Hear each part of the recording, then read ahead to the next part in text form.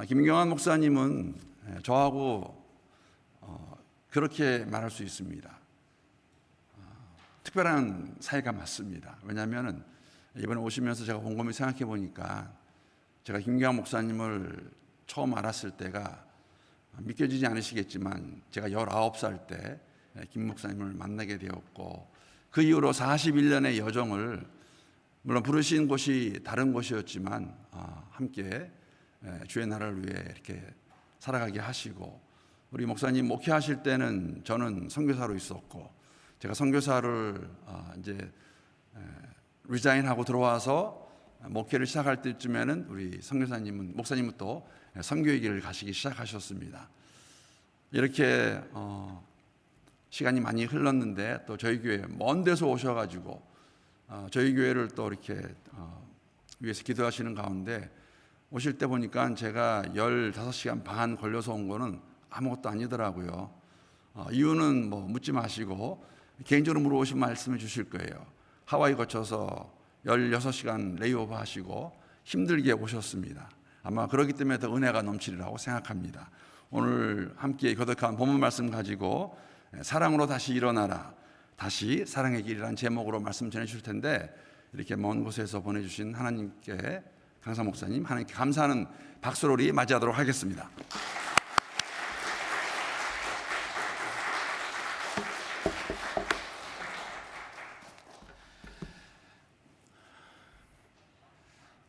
캘리포니아를 떠날 때는 40도 아주 한여름이었습니다. 근데 도착해 보니까 겨울이 되었네요. 먼 길을 왔습니다. 근데 이렇게 먼 길을 이렇게 오게 하신 하나님께서 또 그만큼의 커다란 은혜를 주실 것을 기대해 봅니다. 우리가 3일 동안 제가 말씀을 나누고 또 여러분들은 이 말씀을 듣는 입장이지만, 우리가 그런 것보다는 우리 하나님 안에서, 성령 안에서 말씀으로 교제를 나누면 좋겠어요. 제가 말씀을 나눌 때 여러분들의 또 반응을 통해서 또 하나님의 말씀을 제가 듣고, 그래서 제가 준비한 것보다 더 놀라운 오병이어의 기적을 우리 모두 함께 경험하는 행복한 시간 되었으면 좋겠습니다. 제 첫 시간에 이 말씀은 제 인생 메시지입니다. 저를 이렇게 빚어주신 하나님, I am what I am by the grace of God, 나의 나됨을 만들어주신 그 하나님의 역사가 이 말씀 속에 담겨 있습니다. 그래서 그 말씀을 나누면서 이 말씀의 포문을, 이 부흥집회 포문을 열었으면 좋겠습니다. 예수님께서 십자가 못 박혀 돌아가시기 전에 제자들과 아주 친밀한 프라이빗 타임, 시간을 가지셨습니다. 그 나누셨던 시간들을 가만히 이렇게 성경 말씀에서 읽어보면 마치 Q&A 세션을 하시는 것 같았습니다. 제자들이 얼마나 궁금한 게 많았겠습니까? 제자들이 질문하면 예수님께서 대답해 주시고 하는 형태로 마지막에 아주 엑기스 타임을 가지셨죠. 그때 예수님께서 자신의 때에 대해서 말씀을 하시는 대목이 나옵니다. 주님이 이렇게 말씀하시죠. 이제 때가 이르렀다. 이 세상이 나를 미워하고 나를 핍박할 것이다. 뿐만 아니라 심지어는 나를 죽이기까지 할 것이다. 이렇게 아주 힘든 말씀을 하셨습니다. 그리고 나서 제자들더러, 근데 나뿐만 아니라 내 안에 있는 너희들을 미워하고 너희들을 핍박하게 될 것이다. 자, 이 말씀을 주님께서 주셨을 때 여러분들이 한번 제자들의 마음속에 들어가 보시기 바랍니다. 제자들은 도대체 어떤 생각을 했을까요? 이런 생각을 했을 것 같습니다. 네, 주님, 때가 왔습니다. 이제 우리의 손에 칼과 창을 들려주십시오. 6월절에 모인 이 군중들을 모아주십시오. 그러면 우리가 앞장서서 저 시리아의 주둔에 있는 로마 군대를 쳐들어가겠습니다. 이런 생각을 했을 것 같아요. 왜 그렇죠? 갈릴리 출신들이거든요. 평생 무력으로 이 땅에 하나님 나라를 구현하고자 했던 갈릴리 출신들은 얼마든지 이렇게 생각할 수 있었습니다. 자, 싸울 준비하고 있는 제자들에게 예수님은 찬물 끼얹는 말씀을 하십니다.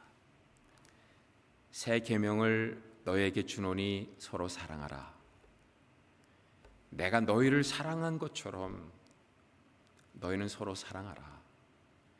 너희가 서로 사랑하면 이로써 모든 사람이 너희가 내 제자인 줄 알리라. 싸우려고 했는데 사랑하라는 겁니다. 새 계명을 주셨을 뿐만 아니라 포도나무의 비유로 말씀하시죠. 나는 포도나무에 너희는 가지니 너희가 내 안에 거하면 많은 열매를 맺게 될 것이다. 한마디로 어울리지 않는 말씀을 예수님께서 주신 것입니다. 여러분, 예수님께서는 제자들에게 뭐라고 말씀하는 겁니까? 미움으로 가득한 이 세상, 미움으로 미움을 이길 수 없다는 거예요. 어둠으로 가득한 이 세상, 또 다른 어두움으로 어두움을 물리칠 수 없다는 겁니다. 미움을 이길 수 있는 유일한 길은 서로 사랑하는 것이다. 사랑으로 미움을 이기라는 것입니다. 자, 이 말씀을 들었던 제자들은 그야말로 멘붕에 빠져버립니다. 왜 그렇죠? 3년 동안 함께 살아보니까 사랑이 녹록지 않습니다. 살아보기 전에는 몰랐습니다. 공동체로 모이기 전에는 몰랐습니다. 그런데 함께 3년을 동고동락해 보니까, 한 밥솥을 나눠 보니까 정말 사랑이 힘들다는 것을 알게 된 거죠. 얼마나 사랑이 힘들었으면 요한은 백발이 성성한 노인이 되었을 때 떨리는 손으로 펜대를 잡고 요한복음을 적어 내려가고 요한일서를 적어 내려가는데 계속해서 반복해 사랑하라고 말씀하는 거예요. 예? 여러분, 사랑이 잘 됐으면 이야기했을까요? 사랑이 안 됐다는 겁니다. 노인이 돼서 생각해 보니까, 야, 이거는 너무도 중요한데 이건 내가 반복하고 또 반복해도 부족함이 없겠다 해서 무려 요한복음 안에 57번을 얘기를 해요. 그리고 요한일서 짧은 요한일서 안에서 46번을 얘기합니다. 그러니까 100번 이상이나 이 할아버지는 사랑에 대해서 강조하고 또 강조하는 거예요. 사랑이 힘들다는 것을 요한은 깨달아 알았던 겁니다. 죄성을 지닌 인간들에게 사랑한다는 것이 얼마나 불편한 것이고 함께 더불어 걸어간다는 것이 얼마나 힘든 일인지를 잘 알았던 거죠. 저는요, 사랑이 많은 사람인 줄 알았어요. 송 목사님 우리 대학교에서 처음 만났을 때 저를 너무나 잘 압니다. 그래서 여기서 제가 말을 조심해야 되는데 천기를 누설하면 큰일 납니다. 제 주변에는 늘 사람이 꼬였어요. 제가 공부하다가 캐피테리아에서 브레이크 타임을 하면 여기저기서 친구들이 와요. 그러면 1시간, 2시간 그렇게 떠들고 놀고 미워하는 사람이 없었습니다. 관계가 좋았습니다. 어떤 목사님들은 저를 보며, 야, 너는 앞에서 봐도 목사고 뒤에서 봐도 목사고 옆에서 봐도 목사 같다.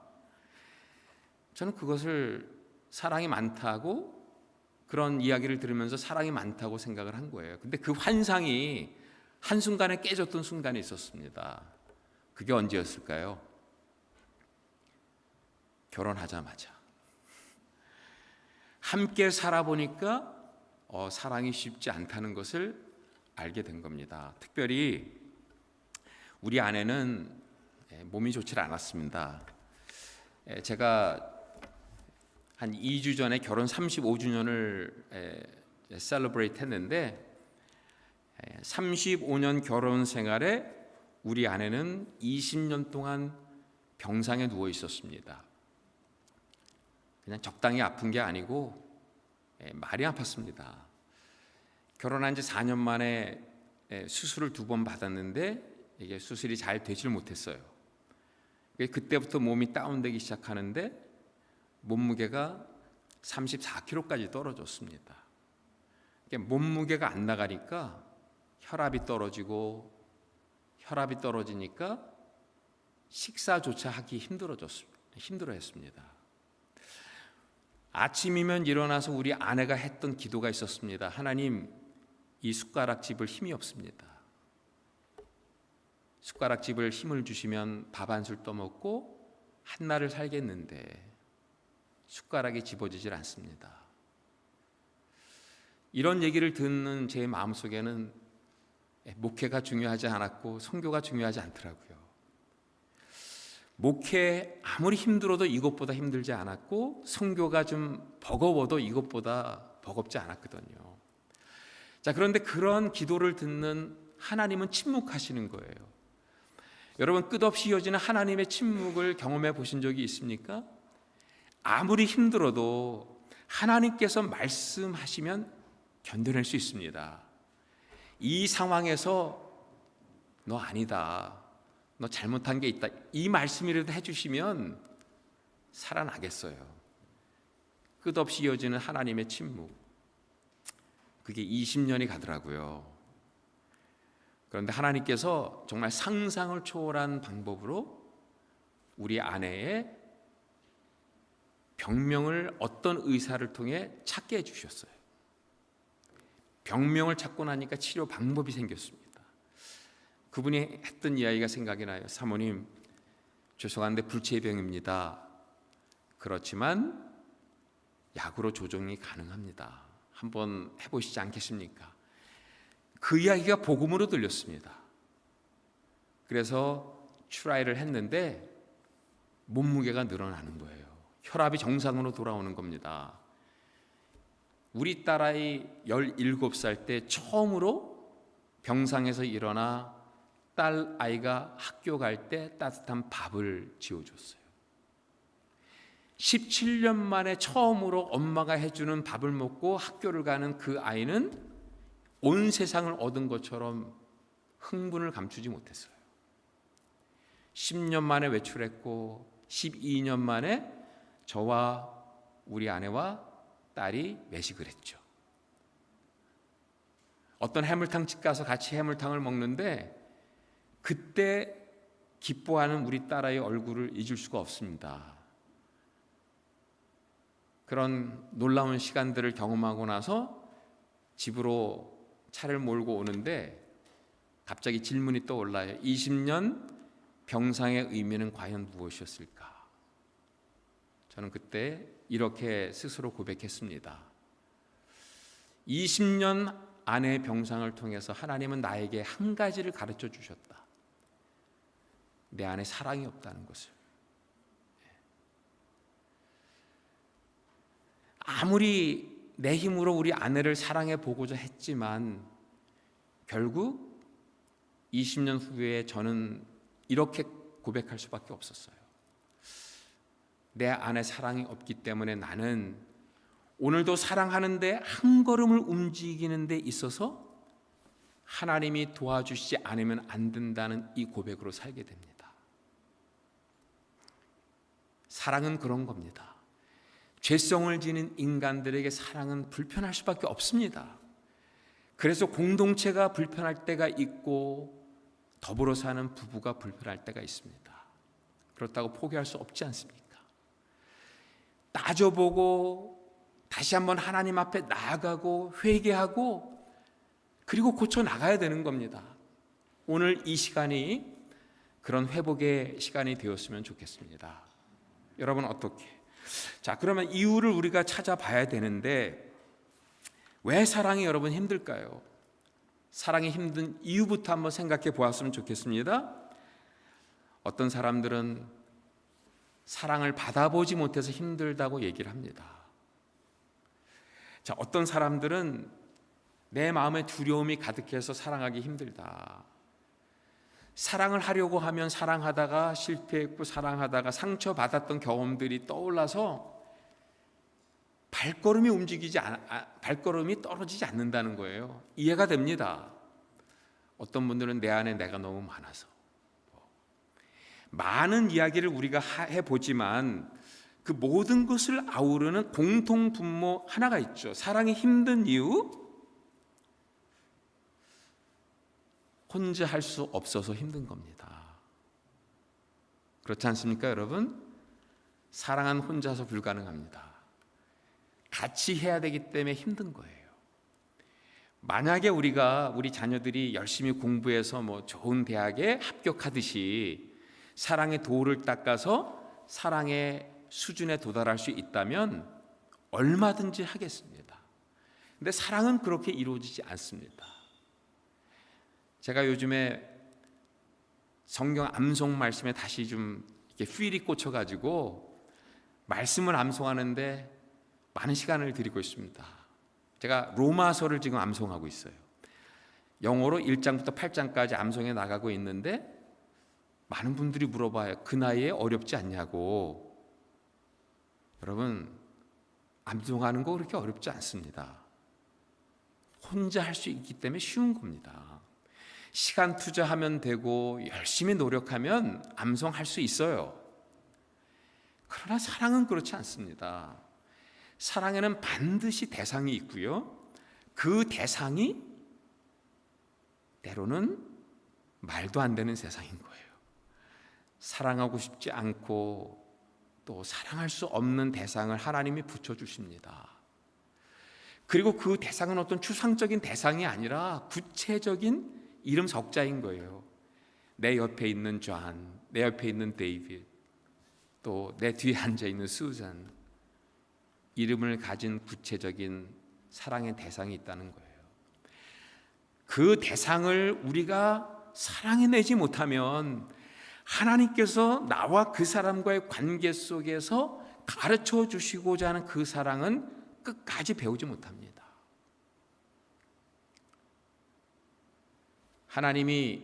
예수님이 오죽했으면 제자들을 모아놓고 그 귀한 시간에 십자가를 지시기 얼마 전 가장 중요한 메시지 하나를 주셨는데 그게 뭘까요?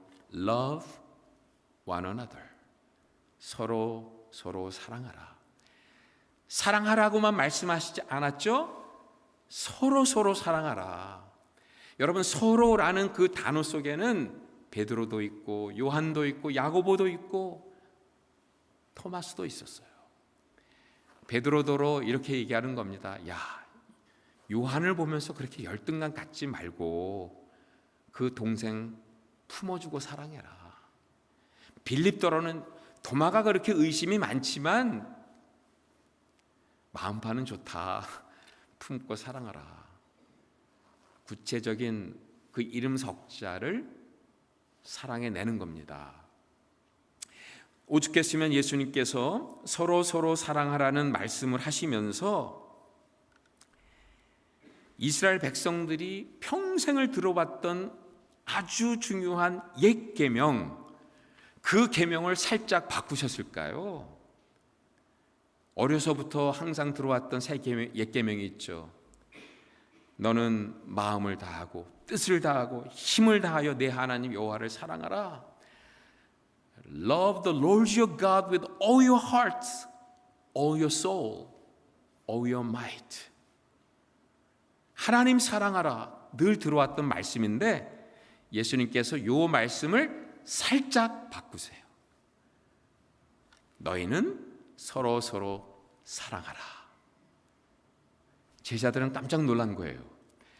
하나님 사랑하라고만 들어왔는데 하나님 사랑하라가 없어요.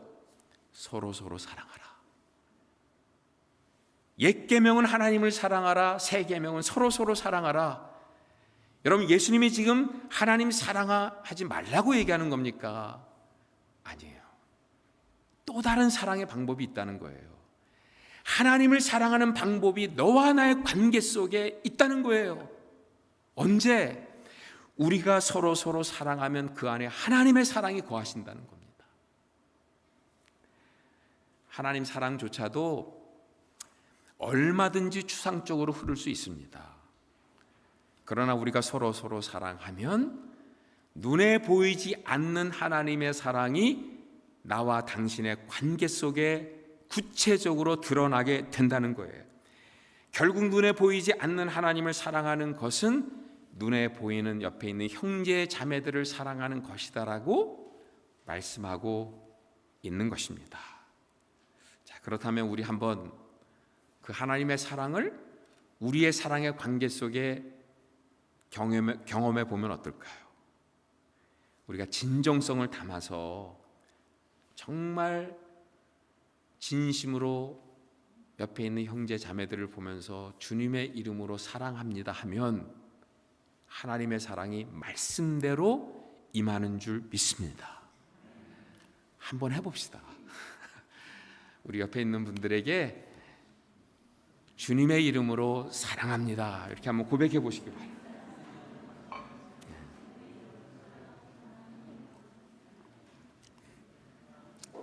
네, 아주 고백 잘하셨습니다.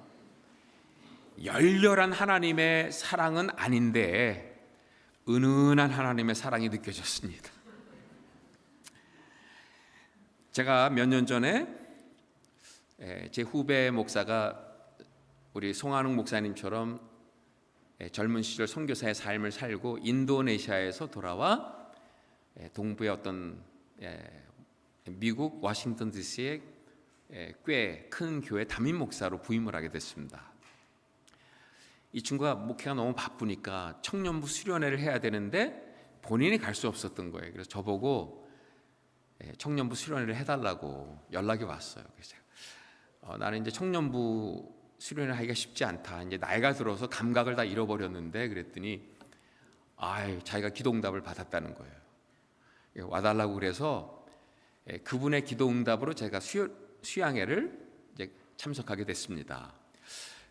청년들 앞에서 제가 하나님 사랑을 전했습니다. 그리고 청년들에게 이렇게 도전했습니다. 청년들이여, 원수까지도 사랑하십시오. 당신은 원수를 사랑하십니까? 그랬더니 그 반응이 여러분들 같지 않았습니다. 저를 물끄러미 쳐다보면서 아니, 저 목사님은 저렇게 비현실적인 얘기를 자신만만하게 하실까? 이상하다. 이런 반응을 제가 느꼈던 겁니다. 얘기해놓고 무안했습니다. 분위기가 너무 썰렁해서. 아니나 다를까 예배가 끝났는데 어떤 청년이 찾아와서 목사님, 아니 원수를 사랑하라는 얘기가 성경에 있습니까? 그러는 거예요. 제가 너무 놀래가지고 원수를 사랑하라는 말씀을 펼쳐서 주었습니다. 이 친구가 깜짝 놀랍니다. 그러면서 했던 이야기입니다. 그때 목사님, 나는 왜 원수를 사랑하는 말씀이 성경에 있다는 걸 몰랐죠? 이러는 겁니다. 그래서 제가 왜냐하면 한 번도 그 원수를 구체적인 대상과 연결시켜 본 적이 없기 때문에 이렇게 대답을 했어요. 그 청년에게 원수는 어떤 추상적인 영역이고 대상이었습니다. 북한, 아프가니스탄, 그것이 원수지 이름 석자를 가진 그 누구는 원수가 아니라고 생각했던 거예요. 그렇기 때문에 그 말씀에 고민하지 않았어요? 고민하지 않는 하나님의 말씀은 그냥 지나칩니다. 그런데 여러분, 제가 똑같은 말씀을 70세 이상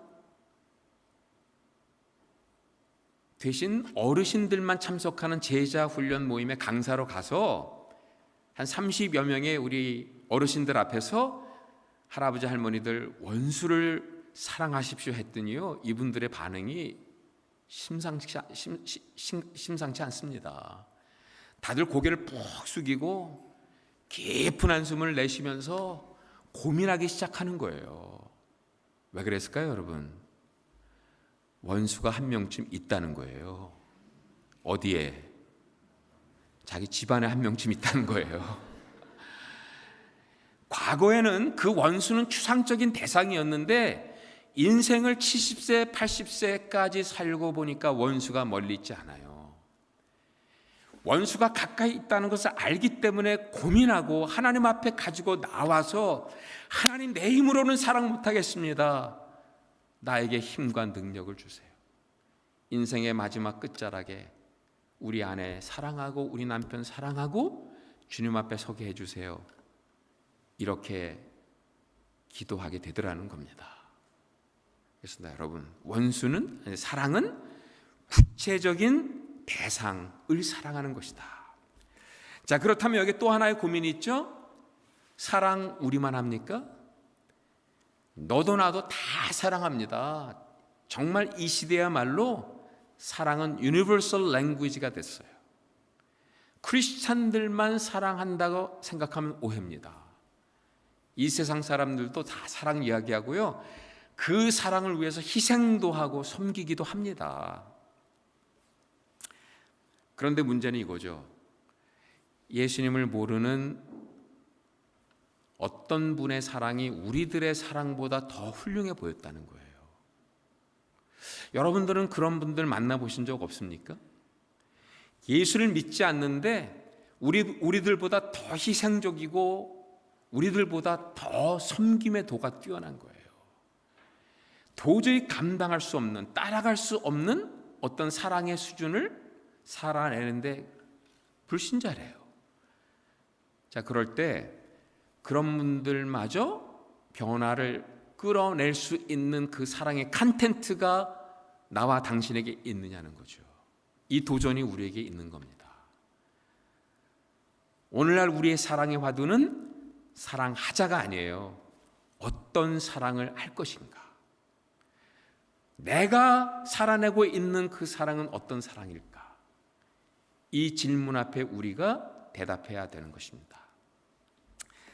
특별히 다른 종교권에서 이제 일을 하다 보니까 다른 종교권에 다른 종교를 믿는 사람들이 얼마나 희생적인 것을 저는 온몸으로 경험하고 왔습니다. 여러분, 티베트에 가보시면요, 백인인데 병원 팔고 집 팔고 그 돈 다 모아가지고 티베트에 올라가서 15년, 20년을 희생하면서 가난한 사람 도와주고 헐벗은 사람 먹여주고 입혀주고 젊은 청년들 공부시켜주는 그런 분들을 만나게 돼요. 그런데 그분 집에 가서 옷장문을 열어보면 딱 2보름만 걸려 있습니다. 그리고 하는 얘기가 달라이 라마가 내 인생을 바꿔놨다는 거예요. 그러면 여러분, 기독교인인 내가 살아내는 그 사랑이 저 사람들조차 뭔가 변화를 끌어낼 수 있는 사랑의 컨텐츠여야 된다는 거예요.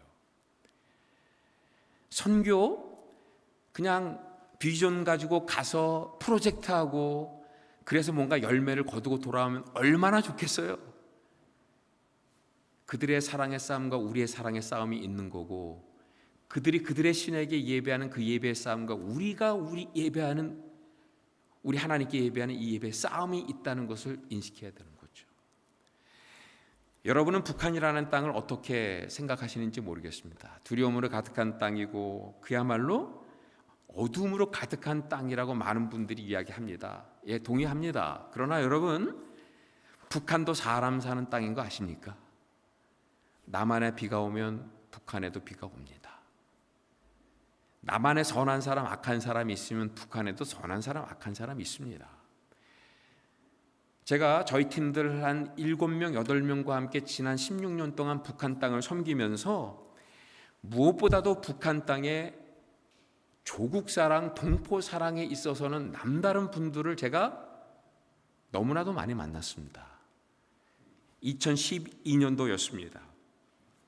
그때 제 제자 중에 한 명이 2세였는데 북한에 들어가서 어떤 조선족 형제를 만나 사랑에 빠진 거예요. 그리고 결혼까지 약속을 했어요. 제 허락도 받지 않고. 그리고 제 허락도 받지 않고 북한에서 결혼하겠다고 결정을 한 겁니다. 결혼식을 하겠다고. 근데 외국인들 결혼식을 허락해 준 적이 없어요. 근데 이 청년들이 북한에서 열심히 봉사활동을 했다고 생각을 했는지 결혼식 승낙을 해준 거예요. 그 준비하러 제가 들어가게 된 겁니다. 얼마나 마음이 두려웠겠어요. 가서 예배 봐야 되는데, 기도해야 되는데, 어떤 말씀을 전할까, 어떤 기도를 해야 될까 너무너무 고민이 돼서 북한에 들어갈 때 저는 가지고 들어가도 되는 물건, 가지고 들어가서는 안 되는 물건을 철저하게 챙겨서 들어가거든요. 근데 그때는 너무 두려운 나머지 적당히 소지품 준비해서 들어갔어요. 국경을 넘을 때 소지품 검사를 합니다. 근데 제 소지품에서 편지 봉투 하나가 나왔어요. 선생님 이게 뭡니까? 그래요. 제가 북경 호텔의 뭐 영수증인 줄 알았습니다. 그래서 호텔 영수증입니다. 그랬더니 그래요? 그러더니 그 편지 봉투를 탁 뜯어보는 거예요. 근데 제가 첫 번째 문서를 보면서 다리가 후두루 떨리기 시작했습니다. 이렇게 적혀 있었습니다. 조선족을 통한 북한 선교 보고서. 문제는 도대체 이 문서를 내가 어디서 봤는지도 생각이 안 나는 거예요. 두 번째 문서는 더 심각했습니다. 낮은 선봉 지역의 지하교회 보고서. 그 문서를 보자마자 이분이 하셨던 말씀이 국경문 닫으라고 그러는 거예요. 국경문이 이 문서 때문에 닫혀버렸습니다. 그리고는 저를 조사실로 데리고 가서는 6시간을 조사를 했는데 해결이 안 됐습니다. 내가 가지고 들어온 문서는 맞는데 내 것이 아닙니다, 여러분. 한 번도 본 적이 없습니다. 뭐라고 제가 얘기를 할 수가 없었던 거예요. 결국 해결이 되지 않았고 저는 곧바로 보위부에 끌려갔습니다. 옆에 두 사람이 딱 양쪽 손을 잡고는 집차에 태웠고, 그리고는 그 다음에 눈을 떠보니까 보위부였어요. 그리고 한 17일 동안 아주 심각한 조사를 하루에 3번씩 받았습니다. 그 얘기를 제가 다 할 수 없겠죠. 더군다나 지금 방송 나가고 있는데 한 가지 제가 말씀을 드릴 수 있습니다. 제 인생에 가장 두려웠던 시간이었습니다. 모든 게 두려웠습니다. 두려움을 먹고 마신다는 의미를 저는 체험을 했습니다. 마시는 공기조차 두려운 것 같았어요. 그런데 그 어떤 두려움보다 가장 큰 두려움은 이러다가 예수 부인하면 어떡하나. 내가 예수 부인하면 우리 딸이 그 부담을 안고 평생 살아야 되는데 그 딸이 견뎌낼 수 있을까? 병상에 누워있는 우리 아내가 이 소식을 들으면 과연 그 병상에서 버텨낼 수 있을까? 그 두려움이 몰려오기 시작하는데 밤잠을 잘 수가 없었어요. 그래서 제 인생의 처음이자 마지막으로 드렸던 기도가 이겁니다. 주님, 저를 데려가 주십시오. 저는 제가 이 기도를 하게 될 거라는 것은 상상조차 하지 못했어요. 이런 기도할 수 있는 자격이 없다고 생각했어요. 하나님, 저를 데려가 주시면 100% 순교는 아니지만 50% 순교는 될 것 같아요. 그러면 당장은 힘들겠지만 우리 딸이 그런 아버지를 자랑스럽게 생각하고 살 수 있을 것 같습니다. 그리고 저는 비장함으로 하나님께 기도했는데, 여러분, 하나님은 우리를 맞춤형으로 다루시잖아요. 상황에 따라서. 제가 그렇게 비장함으로 나가는데 하나님이 비장하게 맞받아치시면 저는 어떻게 됩니까? 하나님은 그런 하나님이 아니세요. 제가 비장하게 나가면 하나님은 가볍게 받아치십니다. 제가 막 하나님 저를 데려가 주세요 그랬더니 하나님이 웃으시면서 이렇게 말씀하시는 것 같았어요. 데려가 달라고? 야, 아무나 순교하냐? 너는 순교의 은사가 없기 때문에 절대로 죽지 않는다. 그러니까 마음 편안하게 조사받고 그러고 나가거라. 여러분, 확신이 들었습니다. 나는 순교의 은사가 없다는 확신이 들었어요. 그 확신이 드는 순간에 이 두려움이 사라지고요, 두려움이 떠나가니까 옆에 있는 사람들이 보여요. 내 옆에 지금까지 함께 잠을 자고 함께 식사를 나누고 옆에서 나를 조사하는 데 도와주었던 보이부 계장 김모모라는 사람이 앉아 있는 거예요. 하나님이 나에게 붙여주셨잖아요. 물론 그 사람은 내가 극단적인 선택을 하지 않도록 옆에서 감시하는 사람이지만 나와 이렇게 가까이, 보세요, 1주일, 2주일 같이 먹고 잡니다. 이거만큼 좋은 기회가 어디 있냐는 거예요. 대화를 걸었습니다. 사람 사는 이야기 했습니다. 부모님들 이야기, 형제 이야기, 친지 친척 이야기, 고향 이야기, 심지어는 마지막에 성경 이야기까지 했어요. 질문합니다.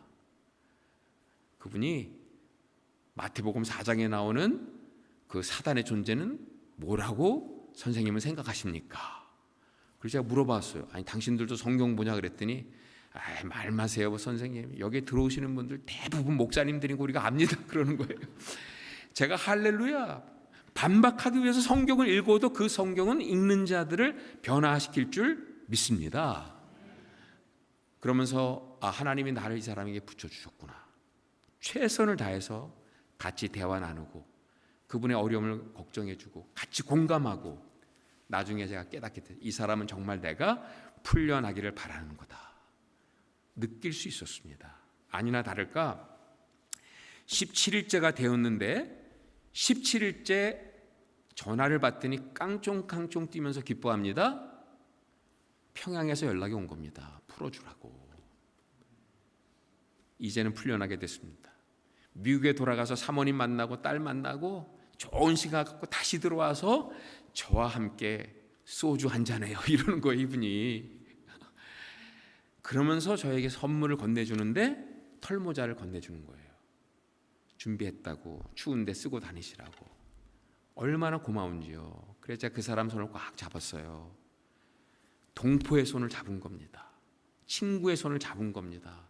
근데 그 손이 얼음장이에요.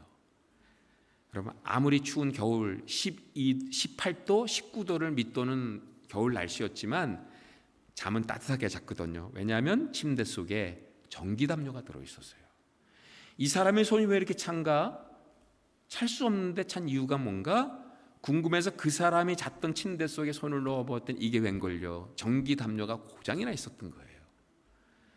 처음부터 고장이 나 있었냐고 고개를 끄덕입니다. 갑자기 숙연해졌습니다. 그러면 당신이 나를 조사하는 사람이고 내가 조사받는 사람이라면 내가 이 추운 침대에서 잠을 자고 당신이 이 따뜻한 침대에서 잠을 자야지. 왜 이렇게 했냐 그랬을 때 그 사람의 눈에 눈물이 고입니다. 그러면서 했던 이야기, 선생님, 우리 동포 아닙니까? 저는 먹먹해졌습니다. 할 말을 잃어버렸습니다. 예수를 믿지 않는 이 사람의 동포를 향한 사랑이 예수를 믿고 예수를 전한다는 이 김경환 목사의 동포 사랑보다 더 훌륭해 보였다는 거예요. 그때 저는 기도할 수밖에 없었습니다. 그렇다면 하나님, 나는 어떤 사랑으로 과연 이 사람을 변화시킬 수 있을까요? 그때부터 저는 기도하기 시작했죠. 그때 새 계명이 확 다시 들어오는 거예요. 새롭게 저의 마음을 움직이기 시작했어요. 만약에 예수님께서 서로 사랑하라고만 말씀하셨다면 저는 그 자리에서 포기했을 겁니다. 하나님, 내가 어떻게 저딴 사람들 사랑합니까? 나는 못합니다 하고 포기했을 겁니다. 그런데 여러분, 서로 사랑하라를 2번 말씀하셨는데 그 사이에 또 다른 프레이즈를, 또 다른 하나의 문구를 딱 담아 놓으셨어요. 그게 뭘까요? 내가 너희를 사랑한 것처럼. 이 말씀이 확 들어오는데, 그렇지, 예수님이 나를 사랑하신 것처럼 예수님께서 십자가에 죽으시고 부활하시고 우리에게 성령을 주신 이후에 내가 너희를 이렇게 사랑하지 않았느냐? 이렇게 사랑한 것처럼 서로 사랑하면 그 사랑으로 이 세상 바꿀 수 있다. 이 사랑으로 저 사람의 마음을 움직일 수 있고 저 사람의 그 차가운 마음을 녹일 수 있다. 이렇게 말씀해 주셨습니다. 그런데 여러분, 이 말씀을 아무도 이해하지 못했다는 거예요. 이 말씀을 듣고 오히려 제자들은 더 힘들어했습니다. 왜냐하면 주님만큼 어떻게 사랑합니까? 어떻게 우리가 골고다 언덕까지 예수님을 쫓아갑니까? 겟세마네조차도 우리가 같이 가지 못했는데 이 고민이 있었던 거죠. 그런데 요한이 깨달아 한 거예요. 성령을 받고 보니까 그 의미가 아니었다는 거예요. 예수님만큼 사랑하라가 아니라 예수님께서 이렇게 사랑하셨기 때문에 누구든지 그 사랑을 깨닫고 그 사랑에 함께 동참해서 그 사랑 경험하고 그 사랑을 흘러보낼 때 그 사랑은 이 세상을 바꿀 수 있다는 겁니다. 이 차가운 마음을 녹일 수 있고 이 어렵던 형제의 그 마음을 녹일 수 있다고 말씀하고 있는 겁니다. 그걸 제가 어떻게 합니까? 원어를 뒤져봤습니다. 서로 사랑하라는 그 말씀을 요한이 듣고 이 말씀의 의미를 깨닫고 주석을 달았는데 그게 오늘 읽은 이 말씀이에요. 우리가 읽었던 말씀이 새 계명의 주석입니다. 새 계명의 요한의 해석입니다. 요한이 깨달아 알았던 이 사랑의 비밀은 하나님이 시작한 그 사랑이라는 거예요. 오늘 나오는 모든 사랑이라는 단어의 원어를 뒤져보니까 전부 아가페야, 아가페. 서로 사랑하라도 필레오가 아니에요. 아가페로 사랑하라. 여러분, 제가 송 목사님을 지금까지 형제처럼 40년 이상을 서로 사랑하며 지냈습니다. 필레오입니다. 그런데 이 송 목사님을 제가 아가페로 사랑할 수 있는 방법이 하나가 있어요. 뭐죠? 하나님의 사랑이 내 안에 거하고 그 하나님의 사랑을 흘러보낼 때 그 사랑은 필레오의 사랑이 아니라 아가페 사랑이 되는 겁니다. 우리가 통로가 되어야 된다는 말씀을 하고 있는 거예요. 요한은 깨달아 알았던 거예요. 그래서 오늘 그 말씀을 주석으로 달아서 우리에게 선포하고 있는 겁니다. 9절 10절에 한번 같이 읽어보겠습니다. 읽어볼까요? 시작.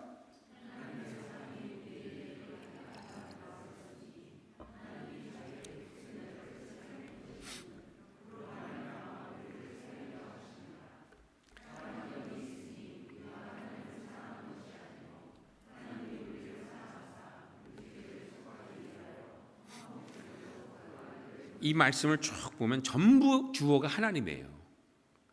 그런데 하나님이 주어가 아닌 문구가 딱 나오죠. 우리가 하나님을 사랑한 것이 아니다. 하나님이 우리를 사랑하셨다. 지금 요한은 이 두 문구를 비교하고 있습니다.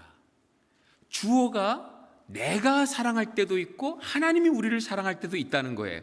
그런데 내가 하나님을 사랑했더니 실패였다는 거예요. 하나님이 사랑을 시작했을 때에만 가능했다는 얘기를 하고 있는 겁니다. 여러분, 지금 요한은 옛 계명과 새 계명을 비교하고 있다고 생각해요. 옛 계명 너무도 좋은 말씀이에요. 그러나 실패였습니다. 왜요? 우리가 시작한 사랑이고 우리가 주어가 된 사랑이고 우리가 주도한 사랑이었기 때문에 그 놀라운 하나님의 사랑조차도 우리는 할 수 없었다를 선포하고 있는 거죠. 그래서 하나님께서 이 사랑의 리셋 버튼을 누르신 겁니다. 다시 시작하겠다. 예수님을 십자가에 보내시고 십자가에 매어 달려 죽는 그 죽음으로 말미암아 하나님이 주어가 되신 그 사랑, 하나님이 주도하신 그 사랑, 하나님이 시작하신 그 사랑을 우리에게 보여주셨다는 거예요. 누구든지 그 사랑에 동참해서 그 사랑 함께 경험하고 그 사랑을 흘러보내게 되면 이길 수 있다는 겁니다. 이 세상 어느 누구의 사랑도 이 사랑을 거부할 수 없다는 거예요. 세상과 차별화된 그 사랑 우리도 할 수 있습니다, 여러분. 십자가의 사랑을 깨닫고 그 십자가의 사랑에 함께 동참해서 그 십자가의 사랑을 흘러보내는 통로가 된다면 얼어붙은 이 세상 우리는 이 사랑으로 녹일 수 있는 줄 믿습니다. 그래서 오늘 요한은 정말 과감한 표현을 써요. 우리들의 모든 사랑은 아가페 사랑이다 라고 이야기하고 있는 겁니다. 여러분, 그 사랑의 특징이 뭘까요? 하나님이 자기 아들을 우리에게 보내시고 보내신 그 아들을 또한 화목제물로 보내시고 요한의 강조하고 있는 기독론은 보내심입니다. 보내심. 사도 바울이 강조하는 기독론은 바치시고입니다. 하나님이 자기 아들 예수 그리스도를 화목제물로 십자가에 바쳤다, 어퍼링 했다를 강조하는데 요한은 한 단계 더 나가요. God sent His Son. 한 번만 보낸 게 아니에요. 그리고 그를 또한 화목제물로 십자가에 보내십니다. 더블 샌딩이죠. 2번 보내셨습니다. 그러니까 요한의 크리스탈라지는 철저하게 인카네이션, 성육화의 신학에서 비롯된 겁니다. 자, 이게 왜 중요하냐? 하나님의 퍼스펙티브가 아니고 저와 여러분들의 관점에서 한번 보시기 바랍니다. 하나님은 보내셨는데 우리 입장에서 보면 되셨다예요. 하나님이 내가 되셨어요. 여러분이 되셨어요. 내가 되신 하나님, 여러분이 되신 하나님은 죄가 되셔서 내 대신 십자가에 죽어서 내가 죽었어요. 내가 되셔서 다시 살아남으로 내가 살았어요. 이게 요한의 신학입니다. 여러분, 우리 인간 사랑의 한계는 내가 당신이 될 수 없다는 거예요. 제가 송 목사님을 정말 사랑하지만 제가 송 목사님 될 수 없어요. 여러분들이 송 목사님을 그렇게 사랑하는 거 제가 알지만 송 목사님 될 수 없어요. 이게 우리의 사랑의 한계입니다. 제가 어떤 모임에서 여러분 사랑이 왜 힘들어요 그랬더니 제일 앞자리에 앉아 계신 어떤 형제님이에요. 사업을 하시는 아주 샤프한 논리적인 질문이 많았던 집사님 한 분이었습니다. 그런데 그분이 한참 고민하시더니 사랑이 힘든 이유를 이렇게 이야기했습니다.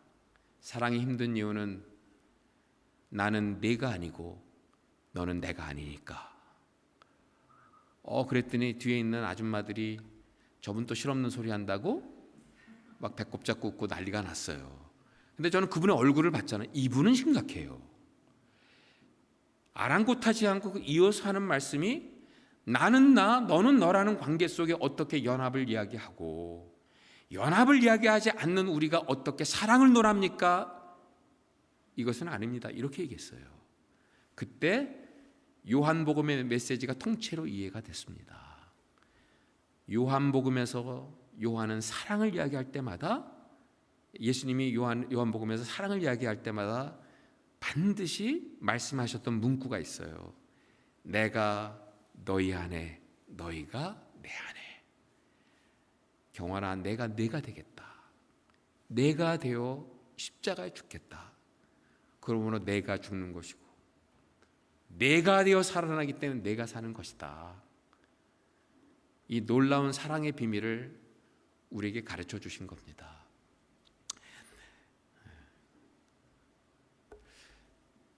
저희 딸이 이제 대학교를 졸업하고 법대를 갔습니다.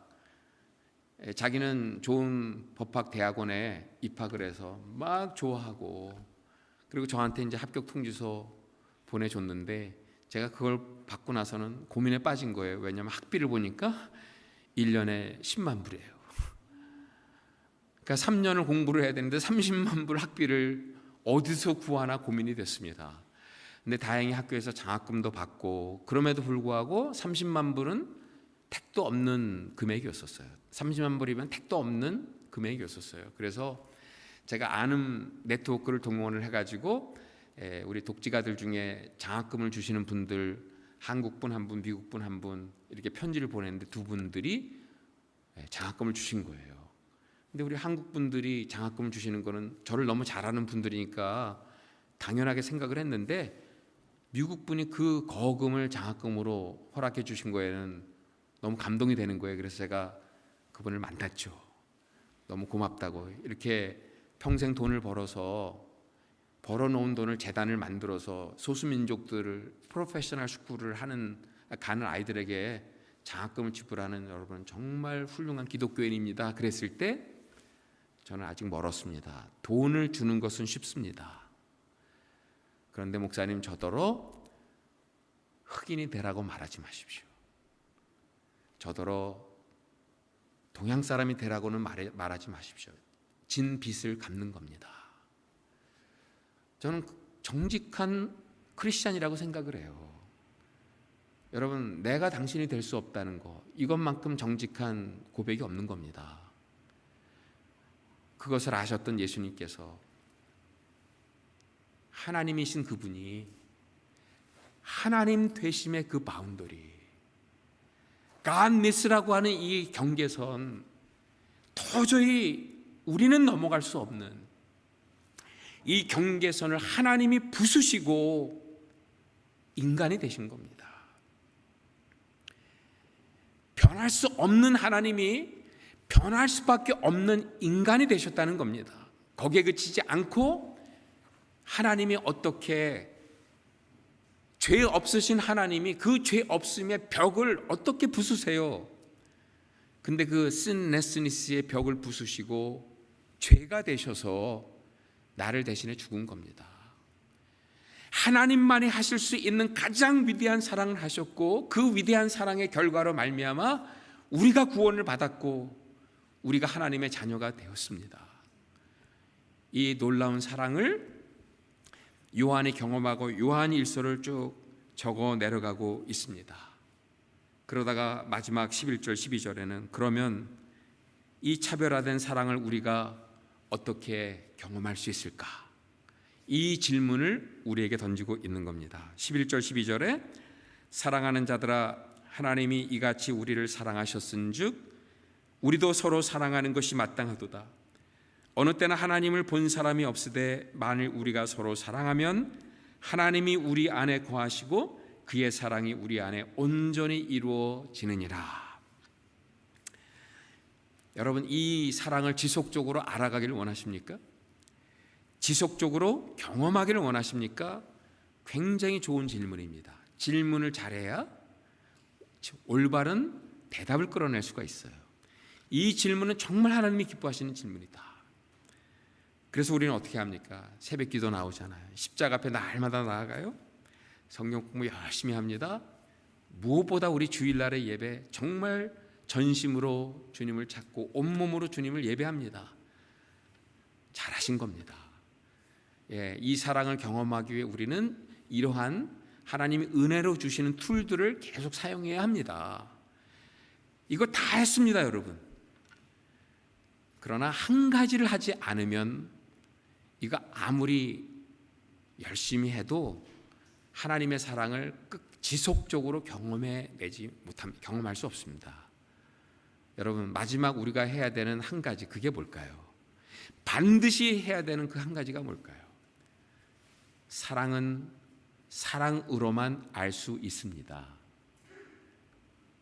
우리의 사랑으로 하나님을 경험한다는 거예요. 우리의 사랑으로 하나님의 사랑을 우리 안에 불러들일 수 있다는 거예요. 오늘 요한이 그 말씀을 하고 있는 겁니다. 나는 있는 그대로 전달합니다. 본문을 가감하지 않습니다. 사랑하는 자들아, 하나님이 이같이 우리를 사랑하셨은즉 우리가 서로 사랑하는 게 마땅하다.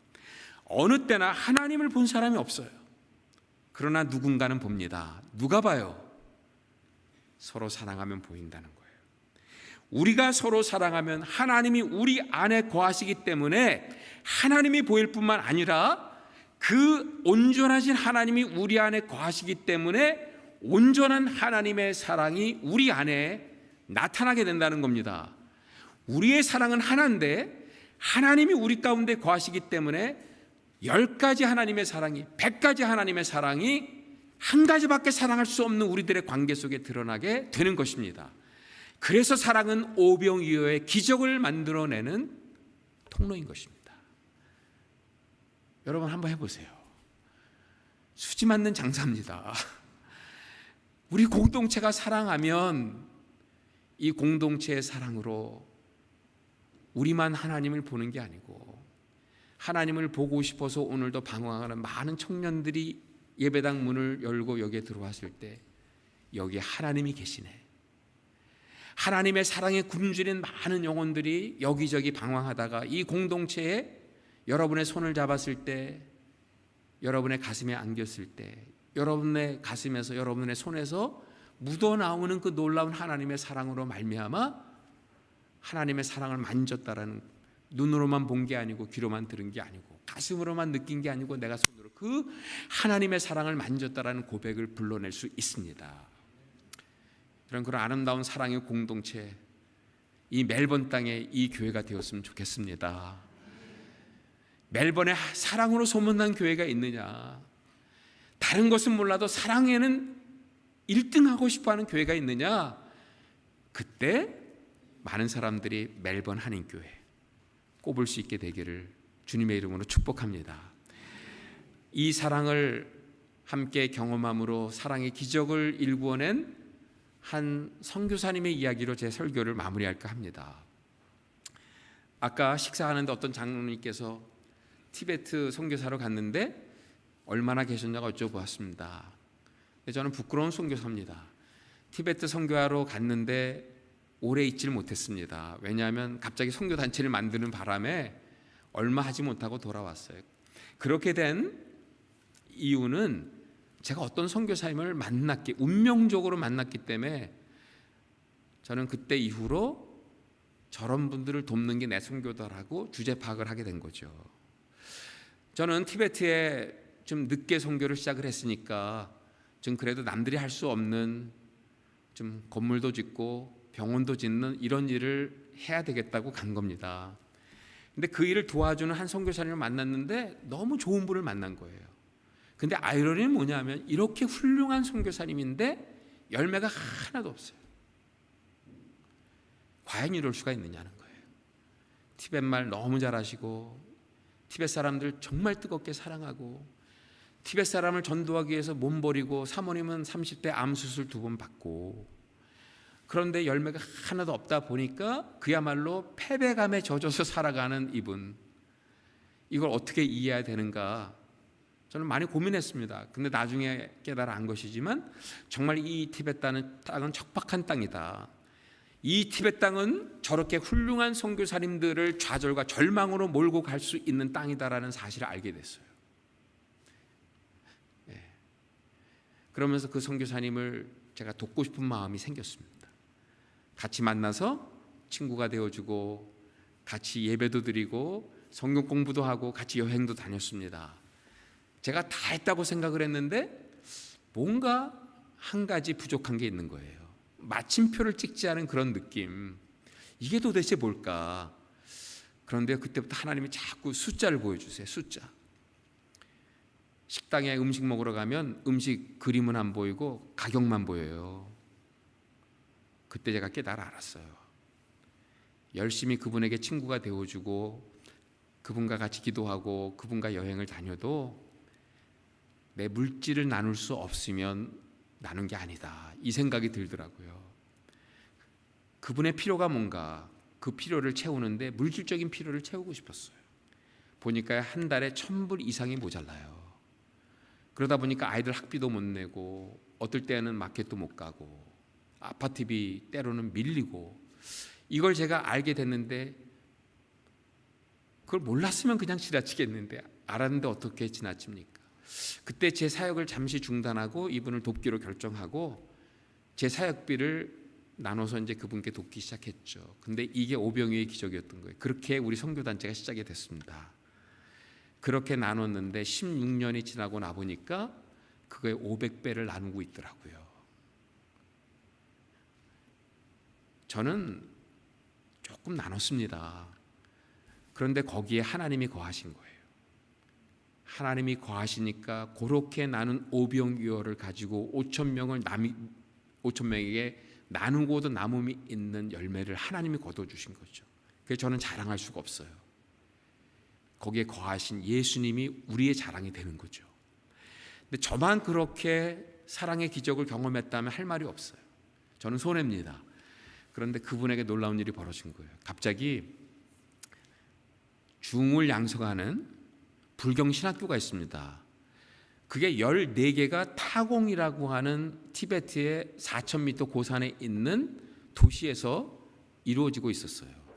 그거를 운영하고 있던 펠로라고 하는 고승이 있습니다. 살아있는 부처로 많은 사람들에게 추앙을 받아요.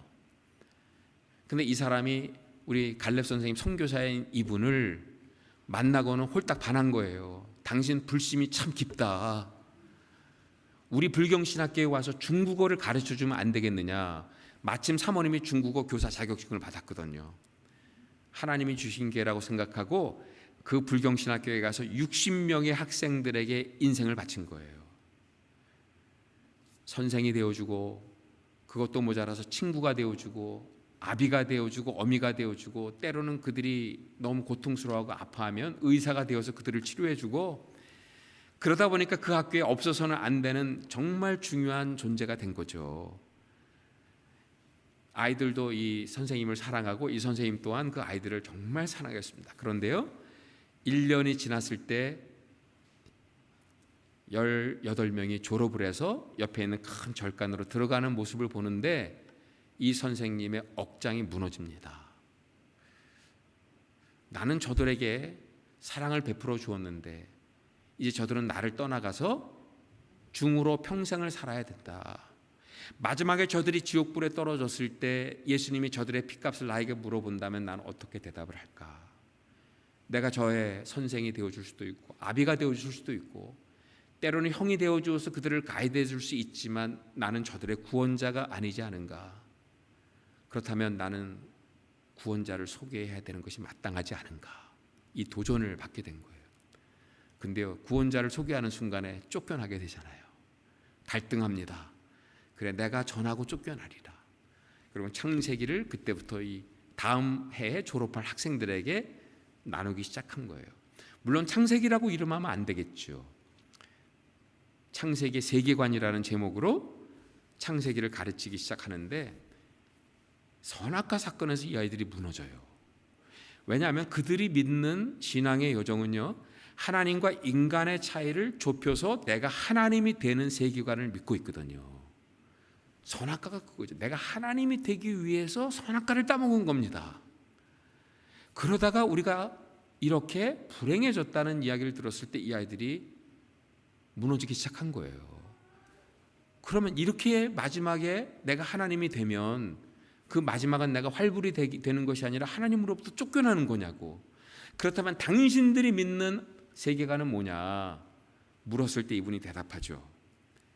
하나님과 우리의 차이를 좁히는 신앙의 여정이 아니라 하나님과 내가 얼마나 다름을 알아가는 과정이다. 나는 창조주 하나님이 될 수 없고 나는 피조물이고 마지막까지 피조물의 자리를 지켜가면서 살아계신 창조주 하나님 앞에 예배자로 사는 것이다. 이랬을 때 이 아이들이 깜짝 놀란 거예요. 그런 세계가 있냐고. 그때부터 그거 가르쳐 달라고. 그 다음에 졸업할 13명 아이 중에 14명 아이 중에 13명이 절간을 거부해버립니다. 학교가 발칵 뒤집혀요. 데려다가 위협하고 때리고 4명이 야간 도주해버렸습니다. 이 학교가 완전히 케아스가 돼버린 거예요. 선생님들이 모여서 회의합니다. 저 선생님이 들어오기 전까지 이 학교는 그야말로 평화스러웠다. 저 선생님이 들어와서 이렇게 되었으니 저 선생님만 나가주면 되겠다. 쫓아냅니다. 짐 싸들고 내려왔습니다. 모든 것이 끝난 것 같았어요. 근데 그 다음 학기에 이분을 다시 부릅니다. 와달라고. 가보니까 집까지 지어줬어요. 이제 앞으로 여기서 살면서 이들을 가르쳐주면 좋겠다. 그리고 저기 시냇물가에서 당신들이 부르는 노래가 있는데 그 시냇물 소리에 잘 들리지 않는다. 그러지 말고 여기에서 마음껏 불러라. 그 노래가 무슨 노래였는지 아십니까? 이 땅의 황무함을 보소서. 부흥 찬송을 막 부르기, 뭔가 커다란 변화가 있었던 거죠. 도대체 그게 뭐였냐는 거예요. 절간을 거부하지 않았던 유일한 아이, 소놈이라는 그 학교의 반장입니다. 근데 그 아이가 발목을 다쳤습니다. 제대로 치료를 받지 못해서 인펙션이 생기기 시작한 거예요. 고름이 차기 시작해요. 너무 아파서 다리를 쩔뚝쩔뚝합니다.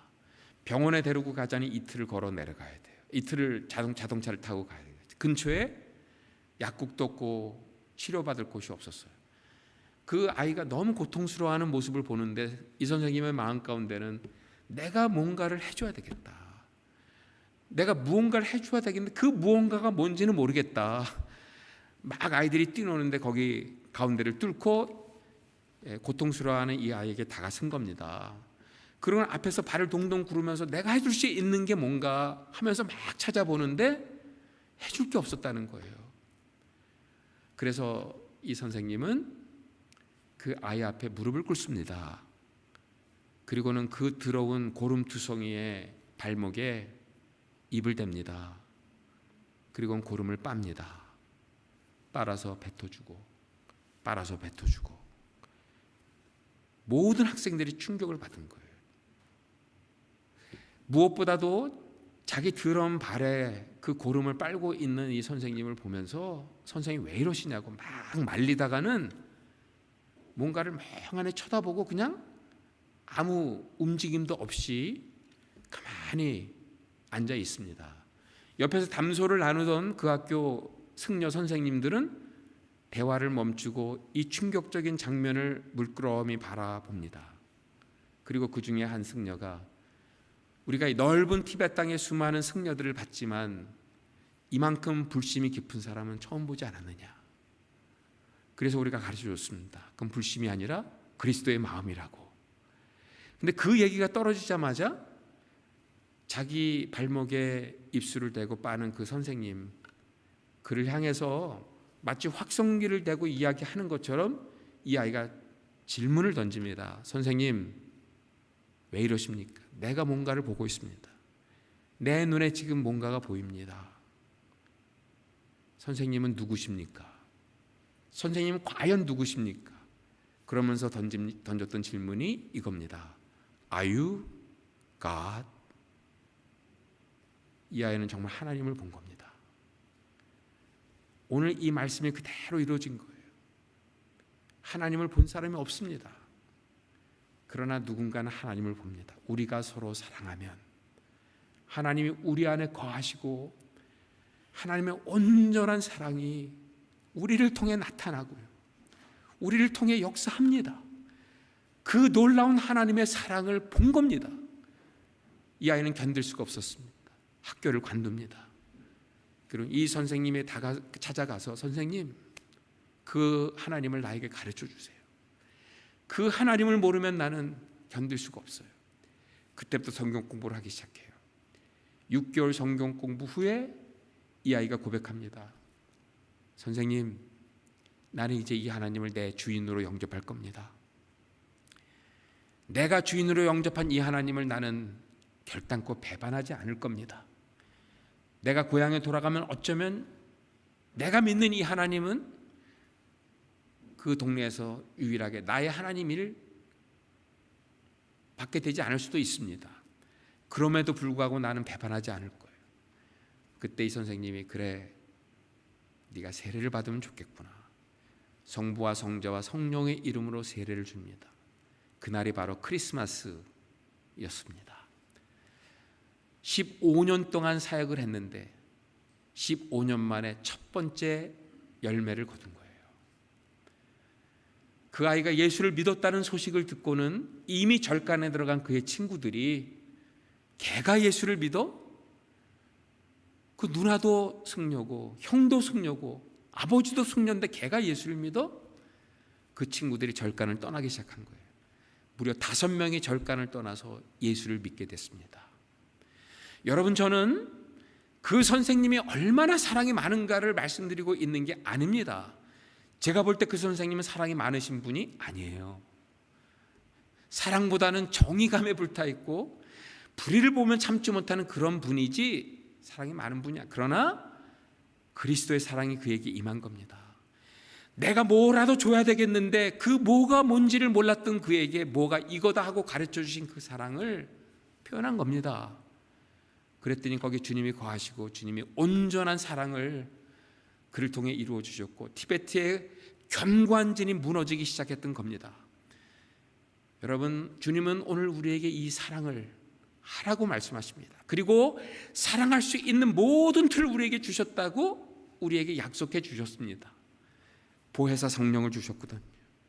우리는 부족하지만, 우리는 사랑에 실패했지만, 우리는 사랑에 무너졌지만, 우리가 실패한 그 자리에, 무너진 그 자리에 성령님 찾아오셔서 우리를 일으켜 주시고 무너진 그곳에 다시 한번 사랑을 세워주셔서 성령님을 통해서 다시 한번 그 사랑을 하게 하시는 이 사랑의 레거시를 이어가는 사랑의 통로들이 된 겁니다. 여러분, 그 사랑으로 다시 일어나는 우리 가정, 사랑으로 다시 일어나는 멜번 한인교회 될 수 있기를 주님의 이름으로 축원합니다. 기도하겠습니다. 사랑의 주님, 십자가 못 박혀 돌아가신 예수님의 사랑, 역사를 바꾸고 사랑의 리셋 버튼을 다시 누른 그 자리, 우리가 그 앞에 있나이다. 십자가에 피를 흘리며 돌아가신 골고다 언덕에 우리의 모든 이야기를 펼쳐놓고 우리의 실패도, 우리의 상처도, 우리의 아픔도 다 주님 앞에 낱낱이 고하면서 주님, 다시 한번 우리의 사랑의 이야기를 다시 써달라고 주님 앞에 요청합니다. 이제는 나 혼자 다시 시작하는 사랑의 이야기가 아니라 성령님과 함께 다시 써나가는 그 사랑의 이야기를 오늘 시작할 수 있기를 원합니다. 다시 한번 예수의 피로 말미암아 우리를 새롭게 하시고 다시 한번 보혜사 성령으로 말미암아 주님과 함께 손잡고 가는 우리의 사랑의 여정되게 도와주심으로 우리의 가정이 사랑으로 다시 일어나고 이 교회가 사랑으로 다시 일어나 이 세상을 변화시키고도 남음이 있는 아름다운 능력의 공동체가 될 수 있도록 축복하여 주옵소서. 그렇게 하실 주님께 감사드리며 사랑하는 예수님의 이름으로 간절히 기도했사옵나이다. 아멘.